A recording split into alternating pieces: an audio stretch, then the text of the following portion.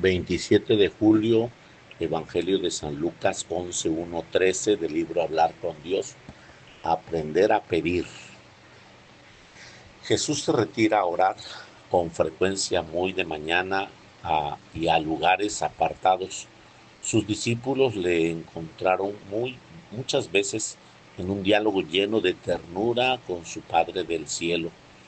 Y un día, al terminar la oración, dijo uno de sus discípulos: Señor, enséñanos a orar. Esto hemos de pedir también nosotros. Jesús, enséñame a tratarte, dime cómo y qué cosas debo de pedirte, porque en ocasiones estamos delante de Dios como el niño que apenas sabe pronunciar unas cuantas palabras mal aprendidas. El Señor nos enseñó entonces el modo de rezar y la oración por excelencia, el Padre Nuestro. Sus labios pronunciarían cada palabra de esta oración universal con una particular entonación y nos enseña la confianza que hemos de tener siempre en todo diálogo con Dios al mostrar nuestra radical necesidad. Porque esa confianza es fundamento de toda oración verdadera. ¿Quién de ustedes que tenga un amigo acude a él a medianoche y le diga: amigo, préstame 3 panes porque un amigo mío ha llegado de viaje y no tengo que ofrecerle? Les digo que si no se levanta a dárselo por ser su amigo, al menos por su inoportunidad se levantará para darle cuanto necesite. Esta buena parte de nuestra relación con Dios están definidas por la petición confiada. Somos hijos de, somos hijos de Dios, hijos necesitados, y Él solo desea darnos en abundancia. Pues, ¿qué padre habrá entre ustedes a quien si el hijo le pide pez, en lugar de pez le da una serpiente, y si le pide huevo le da un escorpión? El Señor mismo sale fiador de nuestras peticiones. Todo el que pide recibe, y el que busca encuentra, y quien llama se le abrirá. No pudo ser más categórico.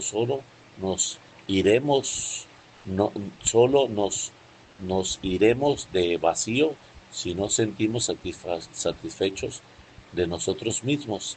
Si pensáramos que nada necesitamos porque nos hubiéramos contentado con una meta bien cortada, o porque hubiéramos pactado con defectos y flaquezas. Colmó de bienes a los hambrientos y los ricos los despidió sin nada. Debemos acudir al sagrario como gente muy necesitada ante quien todo lo puede, como acudió a Jesús los leprosos, los ciegos, los paralíticos. Rezar significa pedir la propia insuficiencia a través de las diversas necesidades que se presentan al hombre y que forman parte de su vida. La misma necesidad del pan a que se refiere Cristo, poniendo como ejemplo al Señor que se despierta a su amigo y a medianoche para pedírselo. Tales necesidades son numerosas. La necesidad del pan es, en cierto sentido, el símbolo de todas las necesidades materiales, de las necesidades del cuerpo humano, pero la escala de estas necesidades es más amplia. La humildad de sentirnos limitados, pobres, carentes de tantos dones, y la confianza en que Dios es el Padre incomparable, pendiente de sus hijos.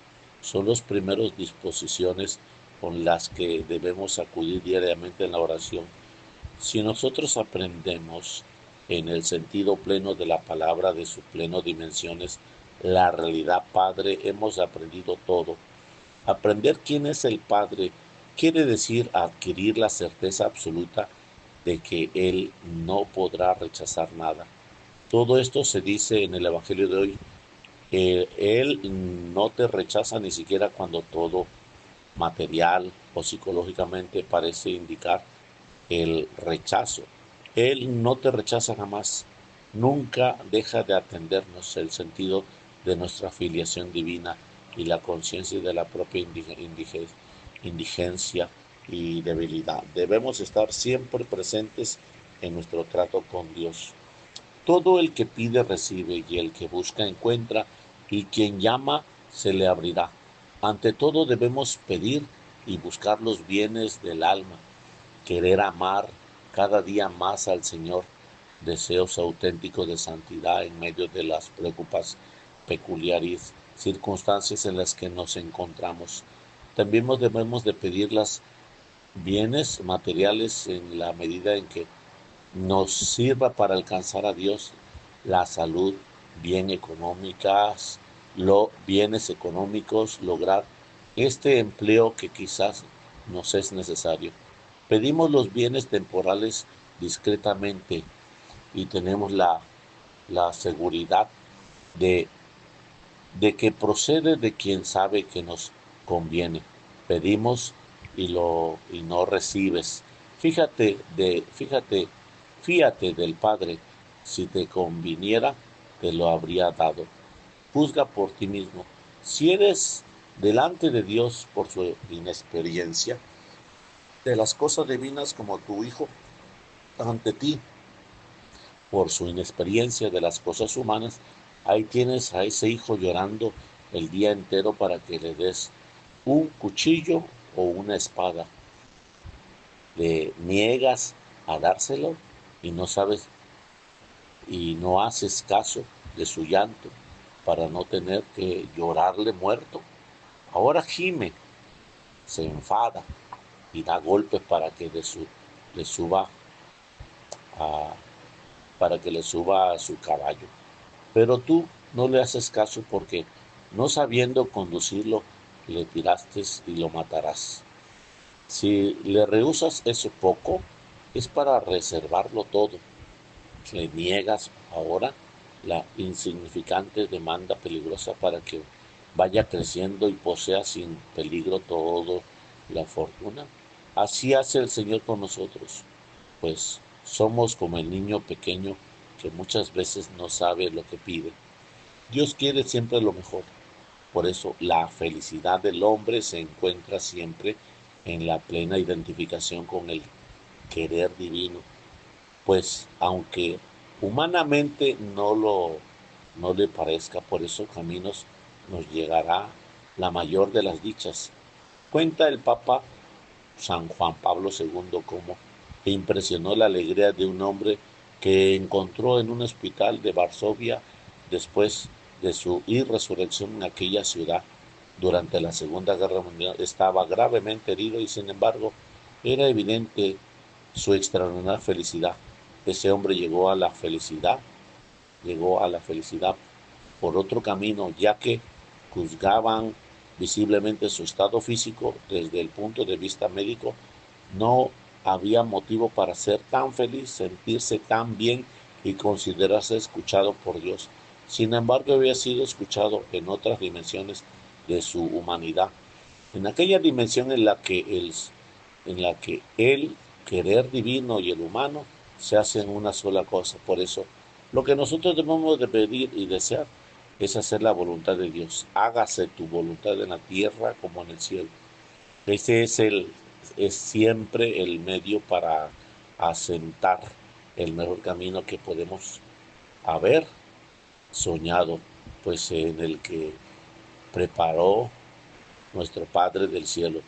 Dile, Señor, nada quiero más que lo que tú quieras y aún lo que en estos días vengo pidiéndote, si me apartas 1 milímetro de tu voluntad, de la voluntad tuya, no me la des. ¿Para qué lo quiero yo si tú no lo quieres? Tú sabes más, hágase tu voluntad.